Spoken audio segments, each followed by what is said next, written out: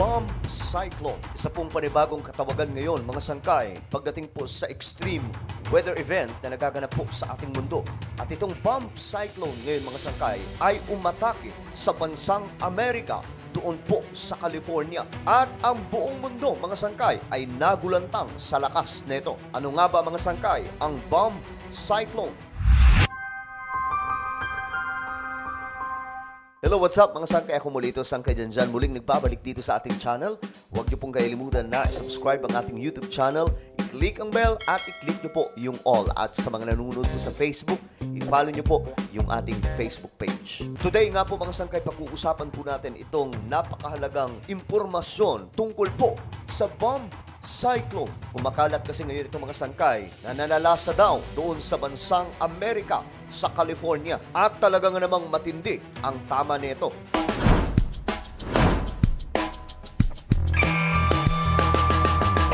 Iba't ibang klaseng kalamidad ngayon ang nararanasan ng iba't ibang mga bansa sa ating planeta, mga sangkay. At isa sa mga matunog na pananalasa ay ang pagkakaroon ng mga matitinding pagbaha na mismo ang ating bayan ay nakakaranas na ito. Subalit ngayon mga sangkay, mayroon pong kakaibang nangyayari doon po sa bansang Amerika. May nabuo daw pong bagyo na tinatawag na bomb cyclone. Kadalasan mga sangkay, ang bansang US ay hurricane ang nananalasa.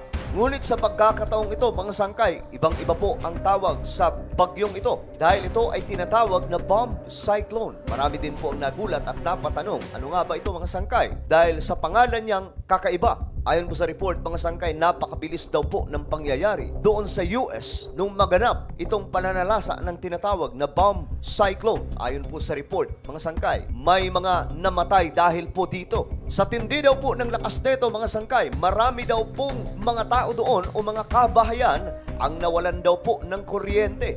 Libo-libong mga tao, mga sangkay, ang naghihinagpis ngayon doon po sa California dahil po sa lakas ng tama nitong bomb cyclone. Ang mga kakalsadahan, mga sangkay, ay napuno po ng yelo at may mga matitinding pag-ulan na may kasamang hagupit ng hangin, mga sangkay. Ito daw po ngayon ang nararanasan ng bansang Amerika, itong tinatawag na bomb cyclone. Makikita mga sangkay sa mga larawan at video kung papaano po napuno ng yelo ang buong paligid ng California. Hindi lamang po yelo, may kasama rin pong pag-ulan, mga sangkay, na dahilan kung bakit lumala ang sitwasyon. Ang hangin ay napakalakas, kung kaya't marami pong mga kabahayan sa California ang nawalan po ng kuryente. Nagtumbahan po ang mga punong kahoy dahil po sa tindi, mga sangkay, nitong bomb cyclone. Masyado na po talaga ngayong kakaiba ang ating panahon, mga sangkay, kung ano-ano na pong mga extreme weather event ang nagaganap sa ating planeta. Ito po ay dulot ng climate change na ang deadline lamang, mga sangkay, na masok po ito ay sa taong 2030. Subalit ang taon ngayon, mga sangkay, ay 2024 na. Malapit na po tayo, mga sangkay, sa tinatawag na deadline para po mapababa ng gusto ang temperatura. Subalit papaano yan gagawin kung ang world leaders, mga sangkay, ay hindi naman po tinututukan itong climate change? Ano nga ba itong bomb cyclone? Anong klaseng weather event ito na nagaganap po doon sa bansang Amerika? Ang bomb cyclone, mga sangkay, ay also known as bombogenesis. Isa pong mabilisang nadidevelop na storm sa karagatan, mga sangkay, sa normal na mga bagyo na dumadaan. Halimbawa na lamang po dito sa ating bansa. Kapag nabubuo po ang isang bagyo, umaabot po ng ilang araw po muna, mga sangkay, bago po na-develop doon po sa Pacific Ocean. Bago po siya maglakbay papunta po dito sa ating bansa. Medyo mahaba-habang preparation, mga sangkay, ang nagagawa ng mga Pilipino kapag may tumatamang bagyo. Nakakalikas pa po ang marami dahil, mga sangkay, medyo mabagal naman po bago dumating ang pananalasa. Yun po ang kadalasan na normal kapag mayroong pong bagyong nabubuo sa karagatan. Ganun din po doon sa bansang Amerika. Kapag po mayroong nadeklarang nabubuong hurricane, matagal po ang proseso hanggang sa babaybayin na po niya ang karagatan papunta sa kalupaan. Pero ibang-iba po itong bomb cyclone. Ang bomb cyclone ay isa pong fast developing storm. Napakabilis lamang, mga sangkay, na sa loob lamang po ng 24 hours, kayang-kaya niya na pong manalasa ng ganun-ganun na lamang. Sa madaling sabi, sa bomb cyclone, mga sangkay, madali lamang po ang proseso para po lumakas ang bagyong ito at mas mabilis po na parang tumuturbo papunta po sa kalupaan. So ito po ngayon, mga sangkay, ang nangyari doon sa bansang Amerika, kung kaya't hindi po mahaba ang preparation. Hindi po tulad kapag may tumatamang hurricane, matagal-tagal ang preparation, nakakapaghanda pa po ang lahat ng tao, mga sangkay, at nakakapagdeklara pa po ng national emergency. Subalit ito ay ibang-iba dahil mababa lamang po ang oras ng preparation para po makapaghanda. Kung kaya't ngayon, mga sangkay, naghihinagpis po ang maraming tao doon sa US, especially po sa part ng California. Dahil nga po matindi ang pananalasa nitong bomb cyclone at bukod dyan, mga sangkay, mabilis po itong nakarating sa kalupaan. Ang popular, mga sangkay, na term was first used around 1940s. So 1940s pa pala ito, mga sangkay, unang namataan kung bakit nabuo itong pangalan, mga sangkay, na mas kilalang araw po ito sa katawagang bombogenesis o mas kilala sa panahon natin ngayon na bomb cyclone. Ito po kasi, mga sangkay, ang nabanggit ng mga eksperto pagdating po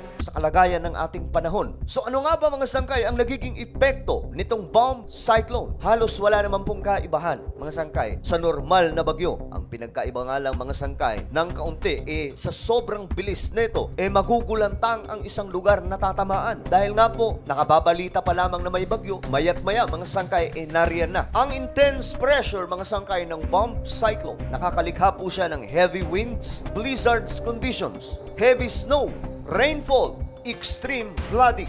Yan po ang nagiging epekto na dulot, mga sangkay, doon sa US nitong bomb cyclone. At para mas malinaw ang lahat, mga sangkay, panuorin nyo po ang pananalasa nitong bomb cyclone doon po sa bansang Amerika. Again tonight with the intense winter storm known as a bomb cyclone slamming Northern California tonight. Heavy snow shut down the 5 freeway about 90 miles or 50 miles south of the California-Oregon border. Hundreds of big rigs were stranded while some people were stuck and had to dig their car out. Other drivers were spitting out due to the slick roads. Tonight, the chaotic so-called bomb cyclone dropping a deluge of severe weather on the northwest. The storm packing hurricane-force winds with gusts up to 80 miles an hour, snarling traffic, downing power lines, and uprooting trees. Here comes the atmospheric river hitting Northern California right now, and it's expected to drench the area for days. New video tonight shows rain north of San Francisco, and within the past hour, we're seeing heavy snow in the Sierra. There are also delays flying in and out of the Bay Area. In the Northwest overnight, 2 people were killed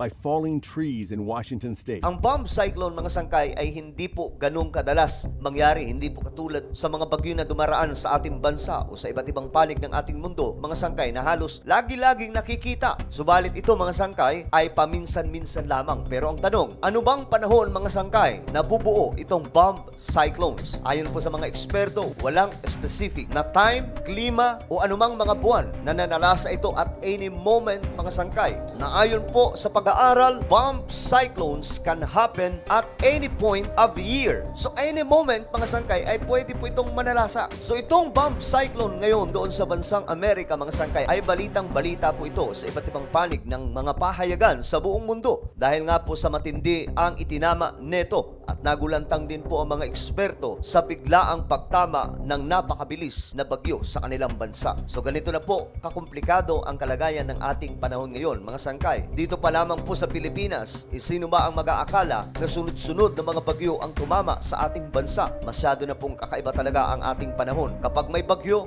malala po ang tama ng pag-ulan at pagbaha. Kapag kamaaraw naman, mga sangkay, matindi rin po ang tama ng heatwave, lalong-lalo na po sa panahon ng summer. So kung sa mga scientists, ito po ay part ng climate change. Sa atin namang mga naglilingkod sa ating Panginoon, ito po ay bahagi ng propesiya na nakasulat sa Biblia na bago po tumunog ang trumpeta o magkaroon ng rapture o pagdagit sa mga mananampalataya, magaganap po muna, mga sangkay, itong mga pangyayari na kaguluhan sa ating mundo. Dulot po ng iba't ibang klaseng problema na namamataan sa ating planeta, kagaya na lamang po ng mga digmaan, pagyanig ng kalupaan, taggutom, paglaganap ng iba't ibang klaseng sakit. Ilan lamang po yan sa mga halimbawa na paparating na po ang ating Panginoong Hesus na sabay-sabay po nangyayari sa ating panahon ngayon. Kaya tayo na mga naglilingkod sa ating Panginoon, siguraduhin na maayos ang relasyon sa ating Panginoong Diyos na at any moment bumalik man siya, mga sangkay, tayo po ay handa spiritually. Ibang-iba na po talaga kasi ngayon ang ating panahon. Unpredictable na po itong mga nagaganap sa ating planeta. Kagaya na lamang po itong mga pananalasa ng iba't ibang klaseng mga extreme weather events. Ano po ang inyong opinion sa ating napag-usapan ngayon? Just comment down below. Huwag niyo pong kalilimutan na isubscribe yung ating